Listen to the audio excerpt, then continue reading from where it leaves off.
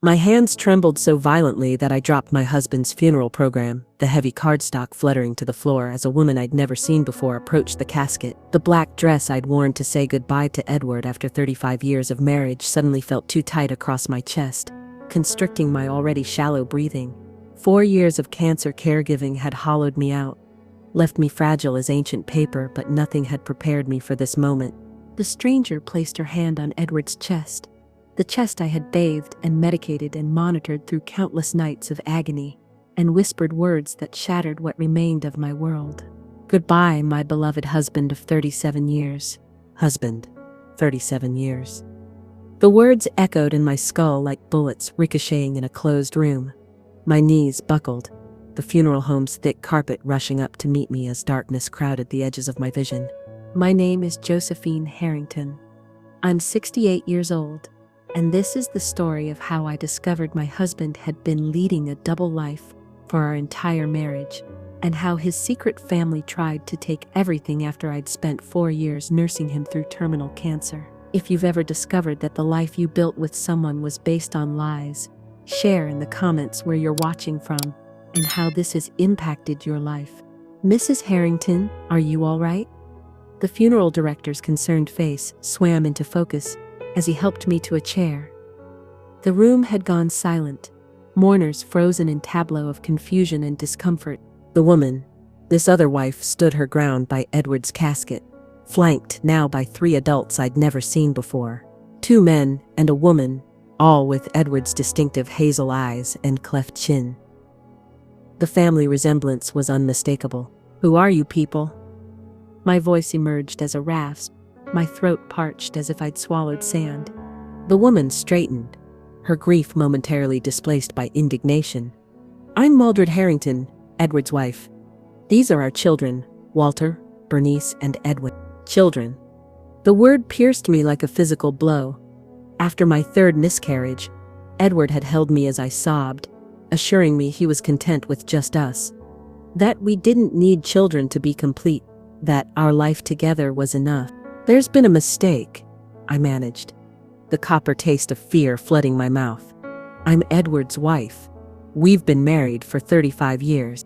Mildred's expression shifted from indignation to something harder. We've been married for 37 years. I have our marriage certificate and all documentation. Edward and I were married on June 10, 1985. 2 years before my own wedding to Edward. The date crashed through my consciousness like a wrecking ball, demolishing the foundation of my entire adult life. That's impossible, I whispered, though even as I spoke, pieces began shifting into place. Edward's frequent business trips, the separate bank account I wasn't to touch, the phone calls he would only take outside or in his office with the door closed.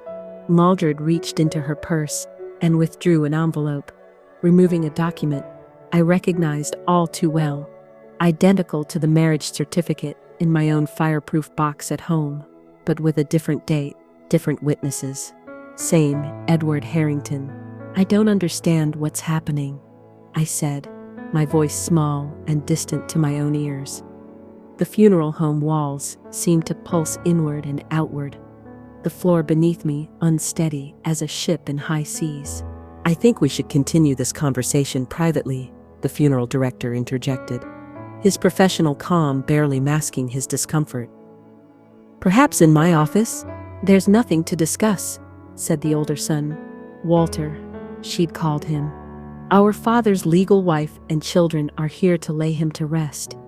I don't know what kind of relationship he had with you, ma'am, but I took care of him, I interrupted, a spark of anger cutting through the fog of shock.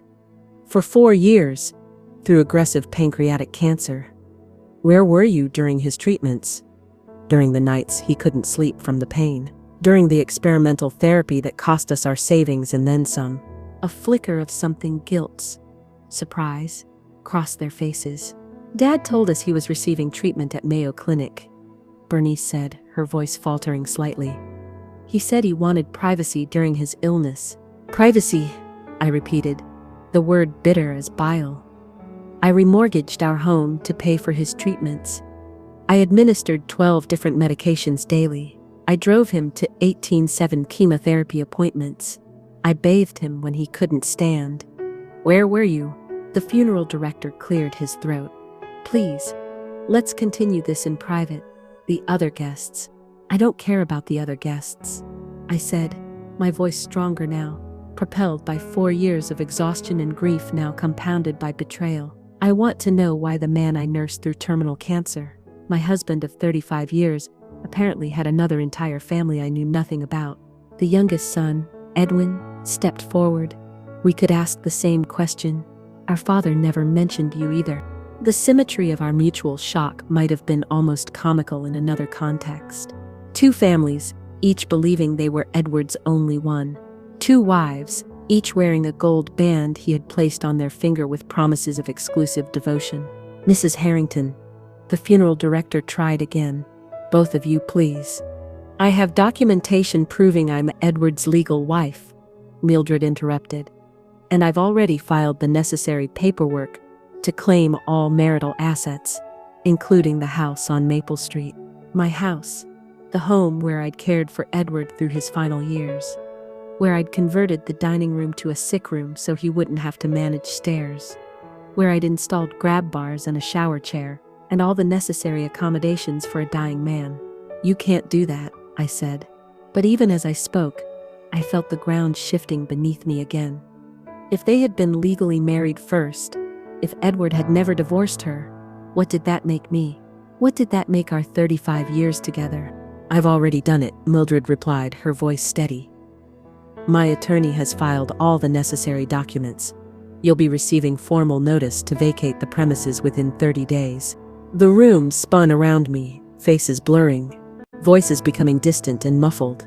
35 years of marriage, 4 years of intensive caregiving, and now, at my husband's funeral, I was being told that not only had he maintained a secret family or entire marriage, but that I might lose my home, my legal status, my entire identity as his wife. As darkness closed in again, one thought crystallized with perfect, terrible clarity. The man in the casket, the man I had loved and cared for, whose body I knew as well as my own, after years of intimate caregiving, had been a stranger all along. The days following Edward's funeral passed in a blur of shock and disbelief. I moved through our home, my home, like a ghost, touching familiar objects that suddenly seemed to belong to a life I'd never actually lived. The wedding photos on the mantel, the anniversary gifts accumulated over decades. The worn spot on Edward's side of the sofa where he'd spent his final months when the bed became too painful. Had any of it been real? The formal notice arrived on Tuesday, exactly as Mildred had promised. A thick envelope containing legal documents demanding I vacate the premises within 30 days, claiming I had no legal right to the property as Edward's marriage to me had been invalid due to his prior existing marriage. My fingers went numb as I read the papers, a cold wave washing from my scalp down to my toes. Not just the house, but all our joint accounts, Edward's pension, even our personal possessions were reclaimed by this woman who insisted she was his only legal wife. I called James Winters, the attorney who had handled our wills and estate planning for decades. His secretary scheduled an emergency appointment for the following morning. That night, sleep eluded me entirely. I paced the hallways of the home I might soon lose, my mind racing through 35 years of memories, searching for signs I had missed. How had Edward maintained 2 complete families without either of us knowing? The logistics alone seemed impossible. In his office, the one room in the house I'd rarely entered during our marriage, respecting his need for workspace, I began opening drawers and cabinets I'd never explored. Edward had always been beaklessly organized, a trait I'd admire. Now I wondered what that organization had been concealing. In the bottom drawer of his filing cabinet, behind tax records and insurance policies, I found a locked metal box I'd never seen before. No key in sight. I carried it to the garage, found Edward's tools, and after several attempts, managed to pry it open. Inside were documents that stole my breath.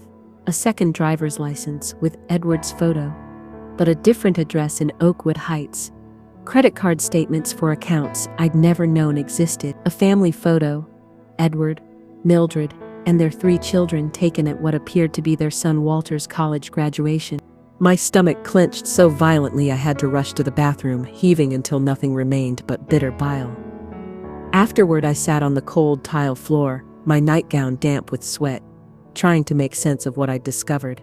How had he managed this deception for decades? The Edward Debrinu traveled frequently for business, pharmaceutical sales that often took him away for days at a time. I'd never questioned his schedule, trusting him heavily. Now I realized those business trips had been time spent with his other family. With trembling hands, I returned to the metal box, forcing myself to examine each document methodically, the way I'd once analyzed student performance data as a principal. The pattern emerged with devastating clarity. Edward had maintained 2 separate lives within a 30-mile radius, alternating his time between households with military precision. The leather chair in Mr. Winter's office felt ice cold against my skin the next morning as he reviewed the documents I'd brought. My chest constricted so tightly I could barely draw breath, each annihilation shallow and insufficient. A high-pitched ringing filled my ears, drowning out his voice as he explained the legal implications of what I'd discovered. "Mrs. Harrington, I need to be direct," he said finally, removing his glasses. "This woman has presented a marriage certificate dated June 10, 1985, 2 years before your marriage to Edward. She's claiming that your marriage was never legally valid because he was already married. That's impossible," I said, my throat so dry the words scraped like sandpaper. "We were married for 35 years. I have our certificate, our tax returns, everything." She's also presented documentation showing that Edward maintained an apartment in Oakwood Heights, where he apparently lived part-time throughout your marriage. There are utility bills, property tax statements, school records for 3 children. "Children?" The word emerged as barely a whisper. "Edward told me after my 3rd miscarriage that he didn't want to try anymore. He said he was content with just us." Mr. Winters hesitated, discomfort evident in his expression. "According to these records, his oldest son was already 5 years old when you and Edward married." The words, "his oldest son was already 5, echoed in my mind like a bell tolling the death of everything I thought I knew. 5 years old in 1987, a child born in 1982 when Edward and I were dating, talking about our future together. A child he never mentioned through 35 years of marriage, through the agony of my miscarriages, through the grief of accepting we would never be parents. The Edward the thought I knew, the man I had bathed when he was too weak to stand, whose morphine doses I had carefully measured in the darkest hours of night, whose body I had tended with a devotion that consumed my existence. That man was a stranger, or rather, I had been married to only a fragment of a man, a partial person who had given the rest of himself to another woman, another family, another life entirely. "What does this mean for me legally?" I asked, my voice steadier than I expected. "It's complicated," Mr. Winters said, shuffling through the papers. "If their marriage was indeed legal and never dissolved, then technically your marriage would be invalid. However, there are other factors to consider. Joint property acquired during your relationship, your financial contributions, common law considerations." "She's claiming everything," I said. "The house, the accounts, even my personal possessions." "That's an overreach," he replied firmly. "Even if her marriage claim stands, she can't simply take everything you've built together over 35 years. But I need to be honest, Hughes. This will be a difficult legal battle." As I drove home, the world outside my car window seemed alien and unreal. Colors too bright, movements too sharp. The neighborhood I'd lived in for 32 years suddenly felt like a movie set, familiar in appearance, but fundamentally false. At home, I forced myself to be methodical. If I was going to fight for what was mine, I needed evidence. I began with our financial records, spreading statements across the dining room table, creating a timeline of our joint finances. A pattern quickly emerged that sent another shockwave through my system. Throughout Edward's illness, while I was depleting my retirement savings and remortgaging our home to pay for his treatments, he had been making regular transfers to accounts I'd never known existed. Over $412,000 during the 4 years of his illness alone. money that could have covered his medical expenses without the financial sacrifices I'd made. I had paid $287,000 out of pocket for his care, draining my retirement accounts, selling my mother's jewelry, taking a second mortgage, all while he was secretly diverting funds to his other household. The betrayal of our marriage vows paled in comparison to this calculated financial exploitation during his illness. I had given everything to care for him. My savings, my health, my sleep, my social connections, while he had been systematically transferring funds to Mildred and their children. The realization crystallized something inside me, transforming shock and grief into something harder, more focused. This wasn't just about a man who had led a double life. This was about a man who had allowed me to bankrupt myself caring for him while secretly protecting his other family's financial future. I picked up the phone and called Mr. Winters back. "I need more than just defense," I said, my voice emerging from somewhere deeper than before. "I need to fight for what's rightfully mine. And I've found evidence that changes everything." "What kind of evidence?" he asked. "Financial records showing Edward transferred over $400,000 to his other family during his illness, while I spent nearly $300,000 caring for him.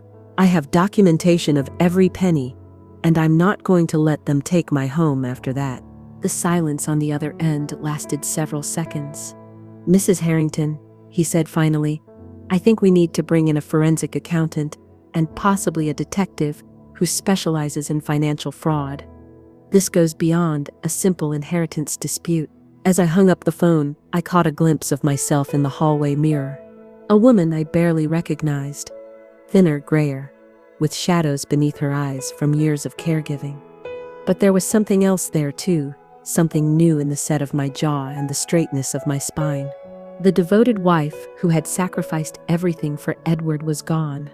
In her place stood a woman who would fight with every resource she had left to reclaim what was rightfully hers.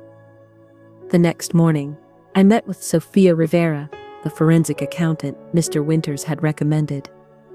Her office was clinically precise, much like the woman herself, with her crisp white blouse and methodical approach to my financial nightmare.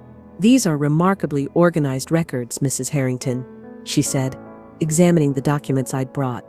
"Most clients don't document expenses this thoroughly." "I was a school principal for 27 years, I explained. "Record keeping becomes second nature." As Sophia analyzed Edward's financial maneuvers, I found myself studying the diplomas on her wall, the family photos on her desk. Normal markers of an authentic life. Had Mildred sat in her own living room during Edward's absences, similarly contemplating the artifacts of her marriage, unaware they represented only half a life. "Mrs. Harrington," Sophia's voice pulled me back.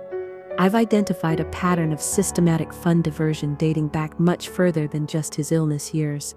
She turned her computer screen toward me, displaying a spreadsheet tracking Edward's financial movements over the past 15 years. As far back as digital records were available, he maintained a remarkably consistent formula, she explained. Approximately 40% of his income went to your household, 40% to the Oakwood Heights household, and 20% to various accounts that funded his transitions between lives, hotels, gifts, separate credit cards. My throat tightened. 15 years of this, at minimum. And based on the patterns, I'd hypothesized this system was in place throughout your marriage. 35 years of calculated deception. Not impulsive betrayal, but a meticulously designed system for maintaining two complete lives. The precision was almost admirable, in a horrifying way. "There's something else," Sophia added, her tone softening slightly. "During his illness years, the formula changed. The transfers to the Oakwood Heights household increased to nearly 60% of available funds, while your household dropped to A strange heat rushed from my chest into my neck and face. While I was draining my retirement accounts to pay for his treatments. Yes, and there's evidence he accelerated the transfers as his condition worsened. The implication was unmistakable.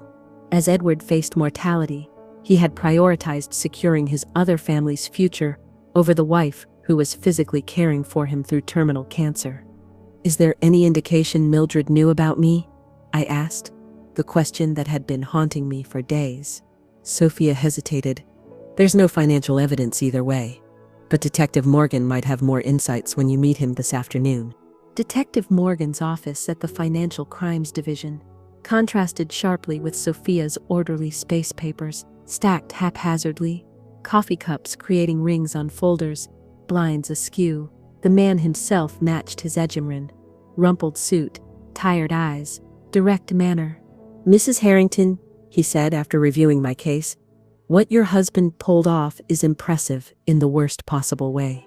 Maintaining dual identities this completely for this long requires extraordinary compartmentalization. That doesn't help me understand how he did it," I said. "Actually, it might." He pulled out a notebook. "I've been making calls. Your husband's pharmaceutical sales job was real, but he leveraged it perfectly for his purposes. The territories he covered created a logical pattern of absences. The company confirmed his schedule.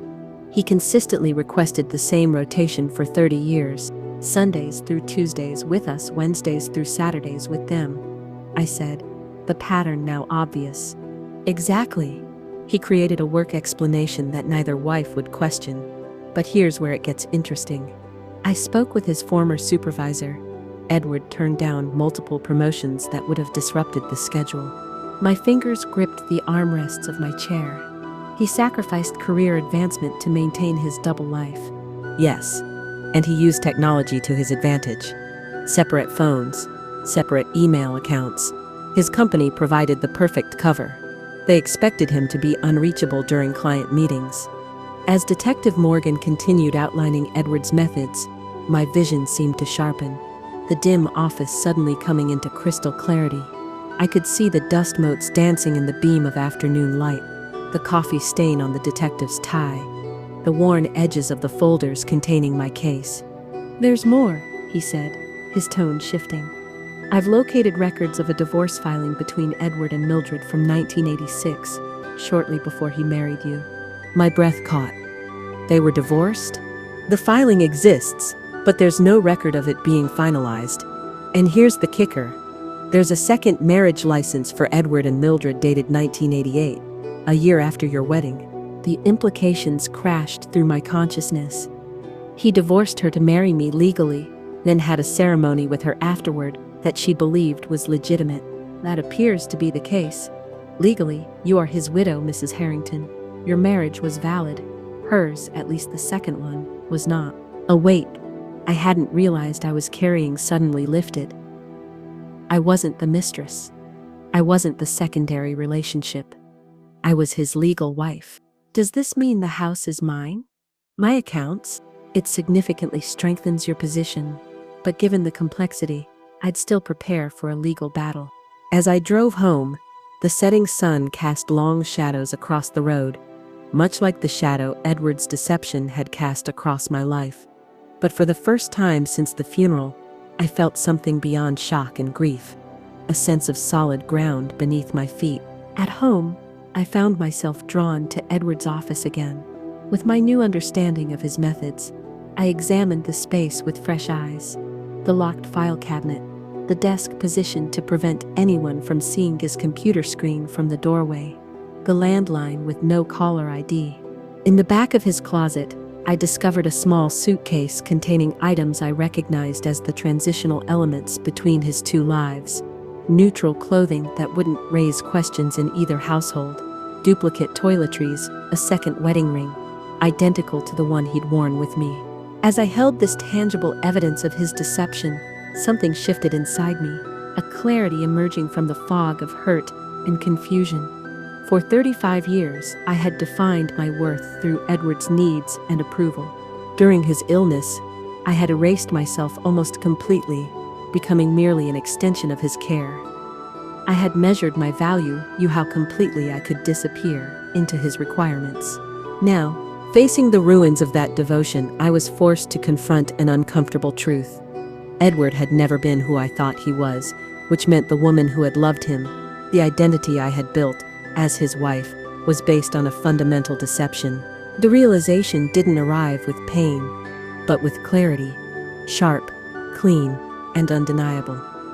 If Edward Harrington had never truly existed as I understood him, Then Josie Harrington as I had defined her didn't exist either, which meant I had the opportunity, the necessity to discover who I actually was, separate from the role I had played for 3.5 decades. I gathered the evidence I'd collected and added it to the growing file for my legal case. Tomorrow I would meet with Mr. Winters again to develop our strategy, but tonight, for the first time since Edward's diagnosis 4 years ago, I ran a bath for myself rather than preparing medications or changing bedsheets or managing his care. As I sank into the warm water, I felt my spine straightening, vertebra by vertebra, as if remembering its proper alignment after years of unconscious stooping.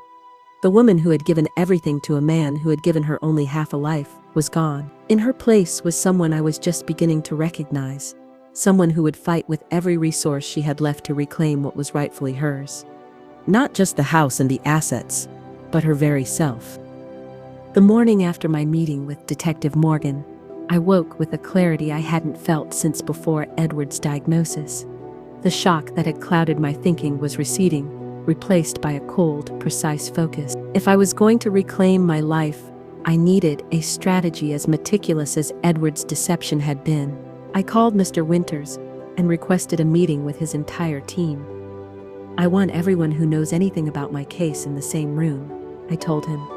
It's time to take control of this situation. 3 hours later, I sat at the conference table in Mr. Winters' office, surrounded by my growing legal team, Mr. Winters himself, Sophia Rivera, the forensic accountant, Detective Morgan, and Patricia Trinan, an elder law specialist Mr. Winters had brought in. Mrs. Harrington, Patricia began, I've reviewed your case and I want to be clear about something. What you've experienced is elder financial exploitation, even though it was perpetrated by your husband rather than a caregiver or family member. I was the caregiver, I said, the irony not lost on me. I was caring for him while he was exploiting me. Exactly. And that strengthens our position considerably. As the team outlined our legal strategy, I felt a shift in my physical presence. My spine, which had been curved with the weight of grief and betrayal, began to straighten vertebra by vertebra, as if remembering its proper alignment. The tremor in my hands, a development during Edward's final months of care, had stilled completely. I sat taller in the chair, the documents I'd meticulously organized spread before us like a roadmap to reclaiming my life. My breathing deepened, each inhale filling my lungs completely for what felt like the first time in years. Based on the financial records you've provided, Sophia explained, we can document $287,000 in medical expenses you paid personally, plus the home equity loan you took out to cover the experimental treatments. Meanwhile, during those same 4 years, Edward transferred $412,000 to accounts we've now confirmed were used for his other household. And the property records clearly show your name on the deed to the house, Mr. Winters added, with a paper trail of mortgage payments from your joint account and your personal account. What about her claim that their marriage predates ours? I asked, the question that had haunted me since the funeral. That's where it gets interesting, Detective Morgan interjected. We found evidence that Edward legally divorced his first wife in 1986, shortly before marrying you. He then appears to have had a non-legal ceremony with her a year later. She may believe they were legally remarried, but there's no record of it. So, legally, I began, hardly daring to believe it. Legally, you are his widow, Patricia confirmed. The only legal Mrs. Harrington. In the house? My retirement accounts. With the documentation we've assembled, your claim is extremely strong, Sophia said, but we should be prepared for an aggressive response when they realize their position isn't as solid as they thought. The words, you are his widow, resonated in my chest like a struck bell. After days of having my entire identity called into question, of facing the possibility that my 35-year marriage was legally void, this confirmation felt like solid ground beneath my feet. I was not the mistress. I was not the secondary relationship. I was his wife in the eyes of the law. The irony was bitter that I should find validation in the legal technicality when the emotional truth of our marriage had been shattered. Yet it was a foothold, a place to stand and fight. I want to meet with them, I said, surprising everyone at the table, including myself. Not just through lawyers, face to face. That's risky, Mr. Winters cautioned. Emotions are running high on both sides. Exactly why it needs to happen, I insisted. This isn't just about legal documents. It's about 35 years of my life. I want to look them in the eyes when they learn the truth. After some discussion, the team agreed to arrange a meeting on neutral ground, the conference room at Mr. Winters' office, with both legal teams present. That evening, I returned to Edward's office, now seeing it as the command center it had always been, the place from which he had orchestrated his double life with military precision. I needed to understand his methods, if I was going to dismantle what he had built. In a hidden compartment beneath his desk drawer, the kind of feature that would have once seemed paranoid but now made perfect sense, I found a small notebook containing what appeared to be a code, dates, times, and single letters that made no sense, until I realized they were a scheduling system. MIN for Mildred, J for Josie. A calendar of which wife got which days, which holidays, which life events. The methodical nature of it sent a chill through me. This wasn't impulsive betrayal, but calculated deception maintained over decades. Edward hadn't just lied to us. He had created an entire system to manage his lies. As I continued searching, I found something even more disturbing. Medical records showing Edward had been diagnosed with pancreatic cancer 6 months before he told me. 6 months during which he had accelerated his financial transfers to Mildred's household, while preparing me for the role of primary caregiver. He had chosen me to care for him through his illness, while ensuring his other family would be financially secure afterward. The calculation of it stole my breath. I added these discoveries to my growing file of evidence, each document strengthening my legal position while simultaneously dismantling the narrative of my marriage. Every revelation was both a weapon in my fight and a wound to my understanding of the past. The next morning, I visited my bank to ensure Edward's death hadn't compromised my accounts. The manager, Helen, had known us for years. "I was so sorry to hear about Edward," she said as I sat down. "He was always such a devoted husband." The comment might have broken me a week earlier. Now I simply nodded, neither confirming nor denying her assessment. "I need to review all my accounts," I said, "and I want to ensure no one else has access to them." Helen looked surprised. "Is there a concern?" "Yes," I said simply. "A significant one." As she pulled up my information, I explained the situation in brief, clinical terms. Her expression shifted from shock to outrage on my behalf. "Josie, I had no idea. What can we do to help?" "Secure my accounts, document all transactions from the past 5 years, and prepare for the possibility of legal challenges to my assets." "Consider it done," Helen said firmly. "And please let me know if there's anything else we can do. This branch has known you for 30 years. We're on your side." Her support, the first I'd received outside my legal team, brought unexpected tears to my eyes. For days I'd been so focused on the legal battle that I'd forgotten the community connections I'd built over decades. That afternoon, I called Carol Jenkins, my former assistant principal and closest friend, before Edward's illness had isolated me from my social circles. I'd avoided reaching out, unsure how to explain the bizarre situation. But I needed allies beyond lawyers. "Josie?" Carol's voice was warm with surprise. "It's been ages. How are you doing after everything?" "That's a complicated question," I replied. "Do you have time for coffee? There's something I need to tell you." 2 hours later, sitting in a quiet corner of our favorite cafe, I shared the entire story.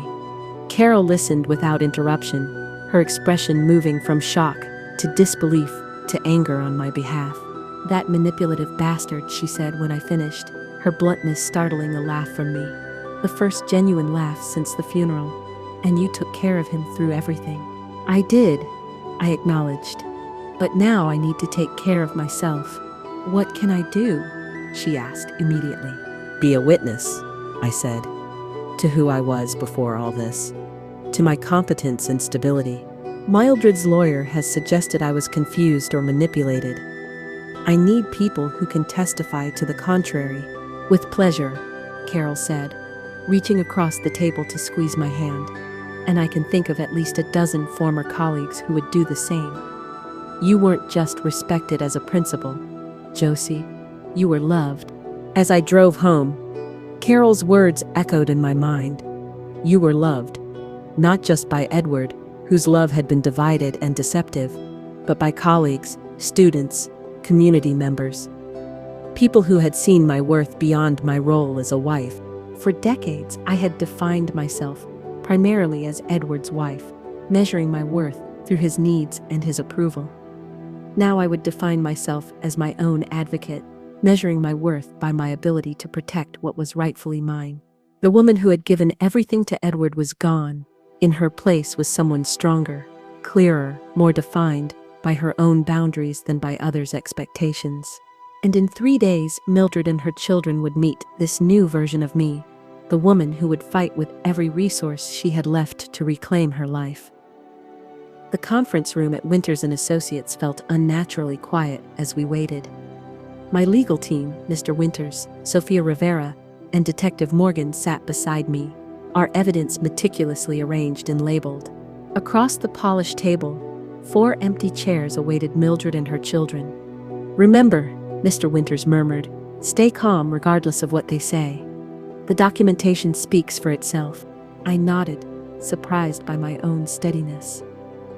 The trembling hands and constricted breathing that had plagued me since Edward's funeral had subsided, replaced by a quiet resolve that felt almost foreign after years of accommodation. The door opened. Mildred entered first, flanked by her attorney, a sharp-featured man whose suit probably cost more than my monthly pension.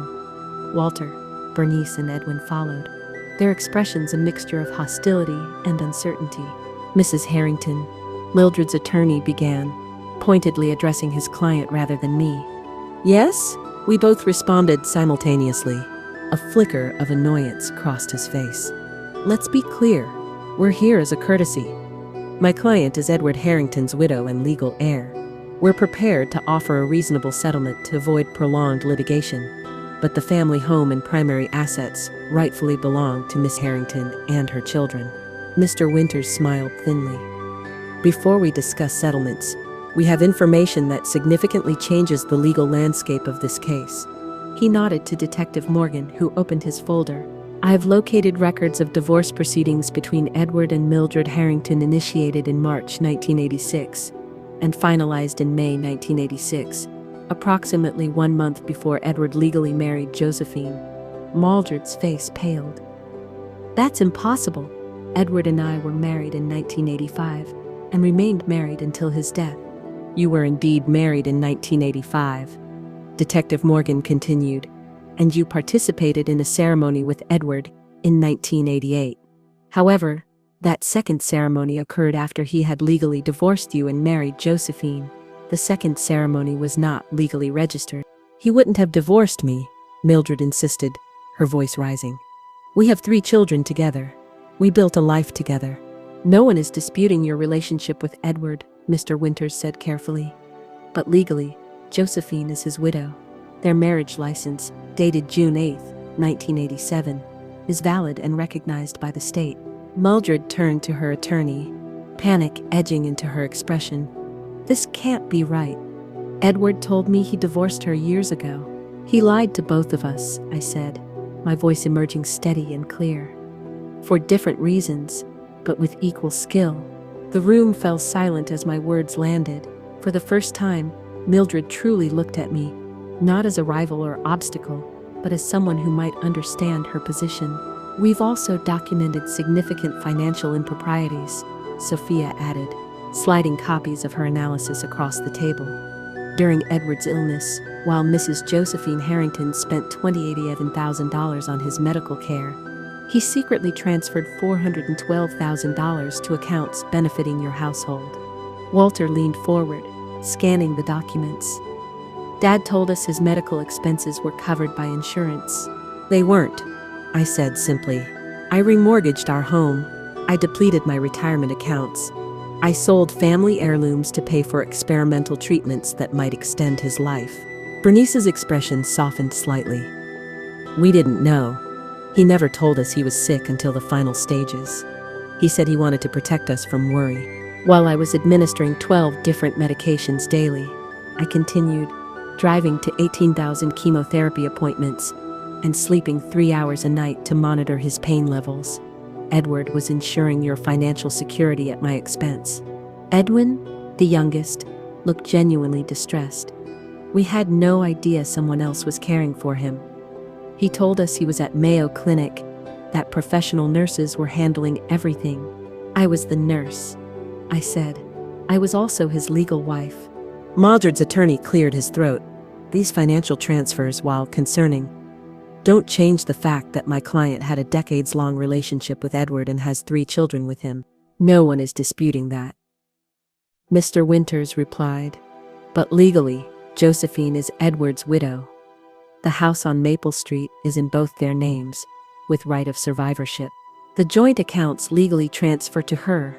Your client's claim has no legal standing. So what do you want? Mildred asked me directly, her voice tight with emotion. I met her gaze steadily. I want what's legally mine. The house I've lived in for 32 years and paid for, my retirement accounts, and my personal possessions. I'm not contesting Edward's life insurance policy that names you beneficiaries, nor the separate property he maintained in Oakwood Heights. That's reasonable, Walter admitted reluctantly. But where does that leave us? Mildred pressed. Everything we thought we knew about our lives has been a lie. That's something we have in common, I said, surprising myself with the lack of bitterness in my voice. Edward deceived us both, but punishing each other won't change that. The meeting continued for another hour, our attorneys negotiating terms, while Edward's 2 families sat in a strange, shared state of disillusionment. Occasionally, one of the children would ask me a question about their father's final months, questions I answered honestly but without unnecessary detail. They deserved to know he had been cared for, but not the full extent of his suffering. As we prepared to leave, Mildred approached me alone. Did you know? She asked, her voice barely above a whisper. About us? Ever? Never, I replied. Not until the funeral. Did you know about me? She shook her head, tears welling in her eyes.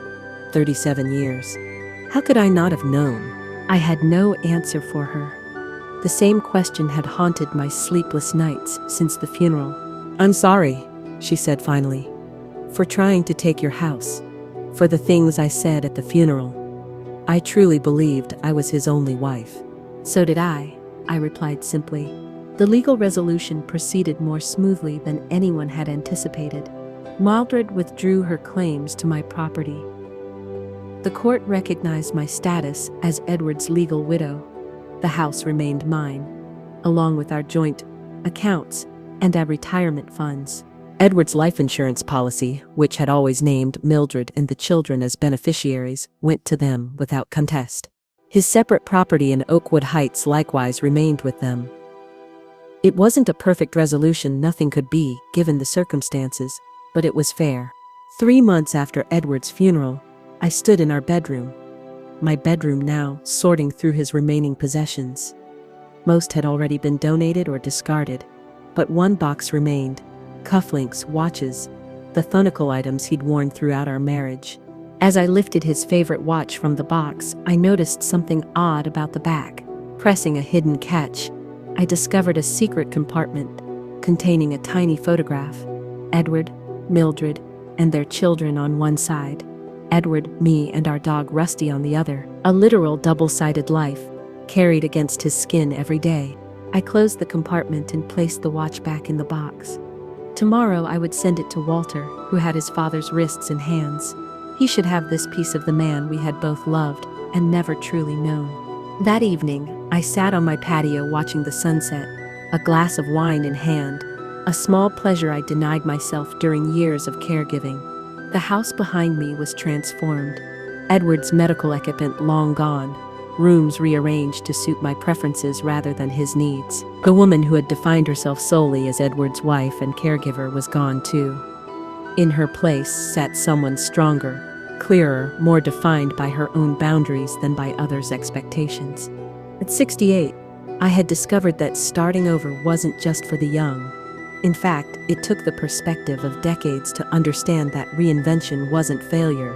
It was the ultimate act of self-respect. 6 months after the legal settlement, I stood in my garden, pruning roses in the October sunshine. The property had transformed under my care, much like I had transformed myself.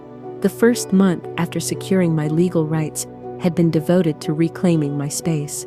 I'd repainted the bedroom, replacing the medical equipment and somber colors of Edward's illness with soft blues and creams that light into the room. I'd converted his office, that command center of deception, into a reading nook filled with books I'd neglected during years of caregiving. The doorbell rang, interrupting my gardening. I removed my gloves and made my way through the house, noting with satisfaction how each room now reflected my tastes alone. A blend of comfort and elegance I'd always wanted, but had compromised on for Edward's preferences. Walter stood on the porch, looking uncomfortable but determined. "Mrs. Harrington," he said formally, "I hope I'm not intruding." "Josie, please," I corrected him. "And no, you're not intruding. Would you like to come in?" He followed me to the kitchen where I prepared tea, an awkward silence stretching between us. Walter was the most resistant of Edward's children during our legal negotiations, the last to accept the reality of his father's dissent. "I found something," he said finally, placing a small box on the table. When we were clearing Dad's things from the Oakwood house, inside was a collection of newspaper clippings, articles about my achievements as an educator, announcements of awards I'd received, the feature story when I was named Principal of the Year. Edward had kept a record of my professional life, hidden away in his other home. "There's more," Walter said, his voice softer. "Letters he wrote to you but never sent. Dozens of them."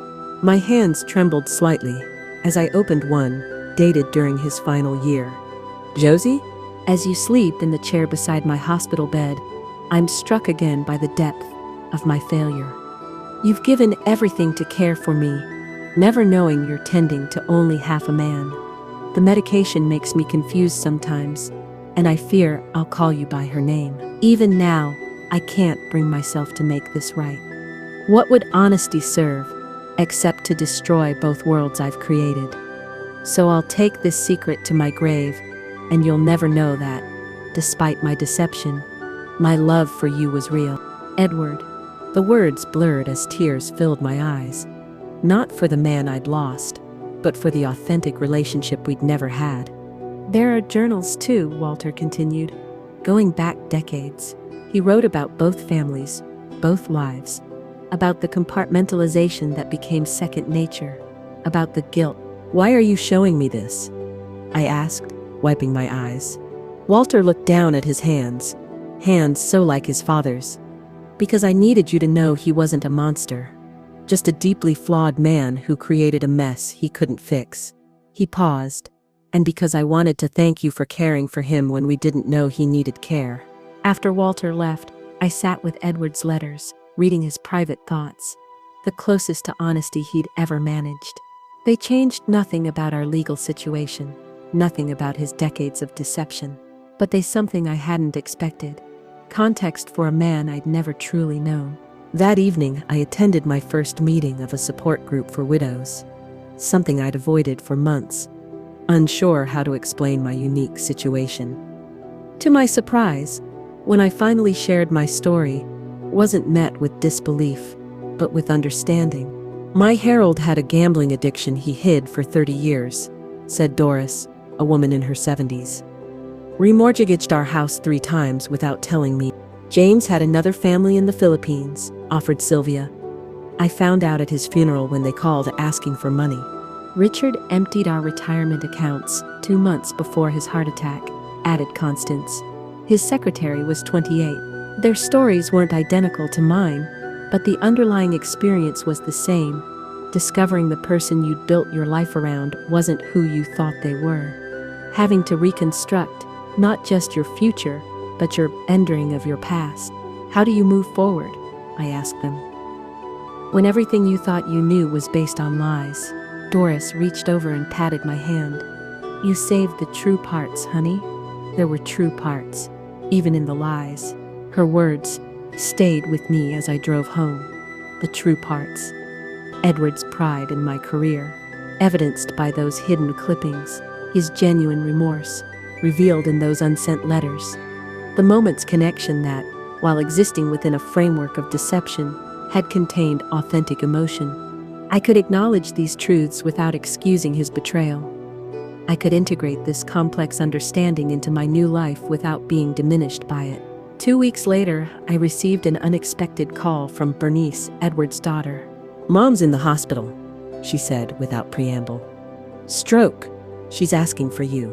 I found Mildred in the ICU, smaller and frailer than she'd appeared during our legal negotiations. Her right side was partially paralyzed, her speech slurred but understandable. "Didn't think you'd come," she said as I sat beside her bed.